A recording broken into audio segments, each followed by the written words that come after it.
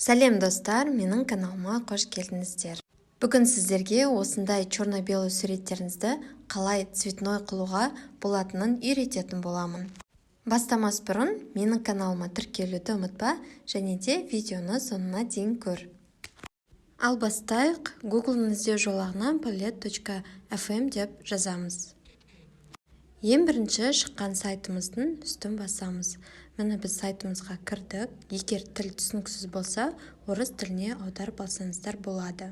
Міне біздің сайтымыз орыс тіліне аударылды. Енді төменге қарай түсеміз. Ол жерде загрузить изображение деген тұрады. Соның үстін басамыз. Басқаннан кейін медиатека, снять фото, выбрать файл деген үшеу тұрады. Соның үшеуін біреусін таңдайсыздар. Мен снять фото деп таңдадым. Міне бірінші суретіміз таңдап жатқан. Осы суретті цветной фотоға айналдырамыз. Басқаннан кейін использовать фото дегенді таңдаймыз. Программаның өзі осылай обработка жасап, цветной фотоға айналдырады. Бірнеше секунд біздің суретіміз обработка болады. Обработка біткеннен кейін осылай цветнойға аударады. Міне біздің суретіміз дайын болды. Дайын болған суреттің үстін басып тұрып, сохранить фотопленки дегенді таңдайсыздар. Міне біздің галереяда цветной фотомыз сақталды.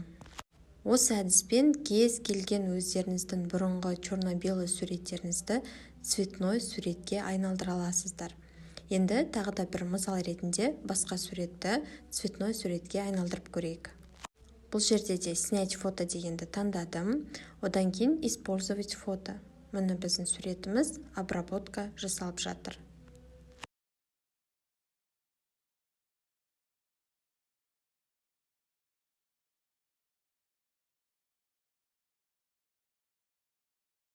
Міне біздің суретіміз дайын болды. Дайын болғаннан кейін үстін басып тұрып, сохранить фото дегенді таңдаймыз. Ол сурет автоматты түрде сіздердің галереяларыңызда сақталады. Осымен біздің видеомыз аяқталды. Алдағы уақытта басқа да көптеген пайдалы ақпараттармен бөлісетін боламын. Сол себепті менің каналыма тіркеліп, лайк басып және де комментарий жазуды ұмытпа.